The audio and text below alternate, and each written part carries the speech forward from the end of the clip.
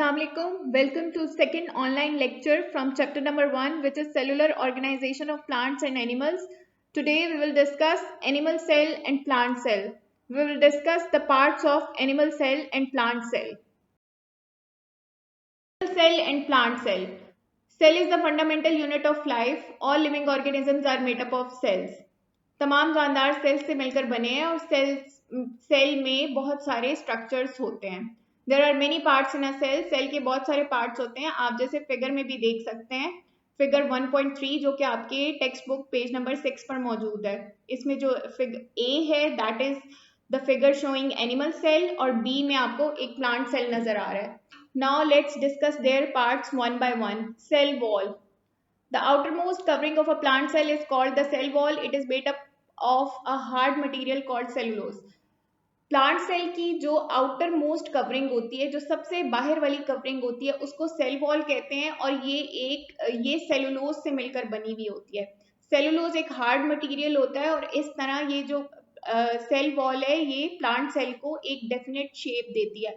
आप फिगर में भी देख सकते हैं कि प्लांट सेल की जो सबसे आउटर मोस्ट कवरिंग है उसको सेल वॉल लेबल किया गया है.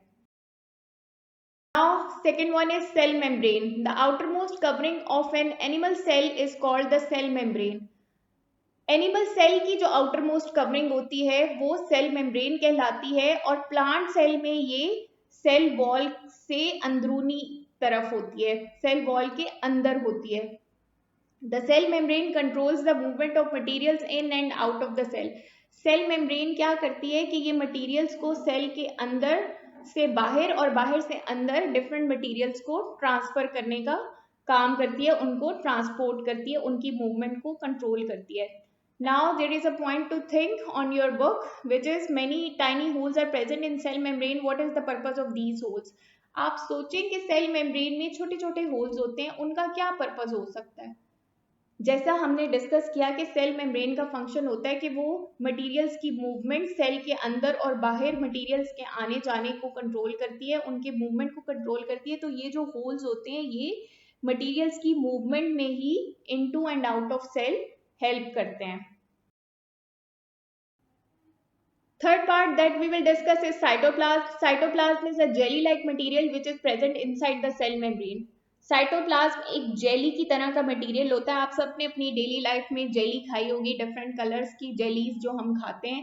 जेली की जैसी कंसिस्टेंसी होती है वैसे ही साइटोप्लाज्म की कंसिस्टेंसी होती है. सेल मेम्ब्रेन से अंदर की तरफ पे ये प्रेजेंट होता है और इसकी कंपोजिशन को अब हम डिस्कस करते हैं. It contains water and other chemical substances. इसमें पानी मौजूद होता है और दूसरे केमिकल सब्सटेंसेस भी मौजूद होते हैं. Many cell organelles which are tiny cell structures are present in it. Cytoplasm में बहुत सारे सेल ऑर्गेनल्स प्रेजेंट होते हैं. सेल ऑर्गेनल्स क्या होते हैं? ये छोटे छोटे सेल स्ट्रक्चर्स होते हैं जो कि अपना इंडिविजुअल फंक्शन परफॉर्म करते हैं और ये साइटोप्लाज्म में मौजूद होते हैं.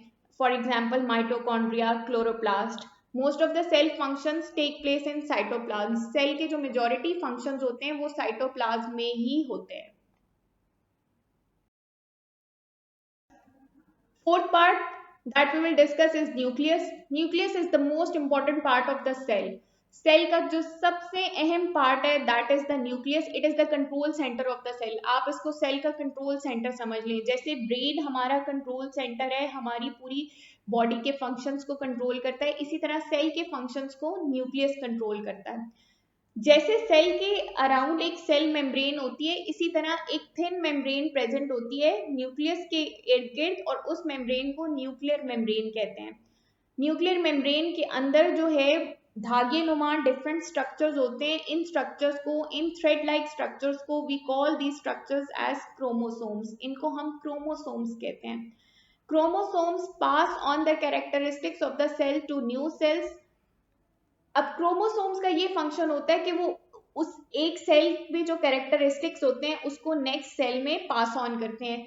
आप याद रखें बच्चों कि न्यूक्लियस में ये कैपेबिलिटी होती है कि वो सेल डिवीजन में जो है वो एक्टिवली पार्टिसिपेट करता है. अब जब सेल डिवाइड होता है तो जो क्रोमोसोम्स होते हैं वो भी डिवाइड हो जाते हैं. सो क्रोमोसोम्स जो है इस तरह से कैरेक्टरिस्टिक्स एक पेरेंट सेल से नेक्स्ट न्यू सेल जो बनता है उसमें ट्रांसफर हो जाते हैं। The number of chromosomes in fixed in every cell, हर सेल में नंबर ऑफ क्रोमोसोम्स फिक्स होता है। ऐसा नहीं हो सकता कि एक सेल में अगर से फॉर एग्जांपल 46 क्रोमोसोम्स हैं तो दूसरे में 47 हो। अगर ऐसा होगा तो वो जिसमें नंबर ऑफ क्रोमोसोम्स वेरी करेगा वो एबनॉर्मल सेल होगा।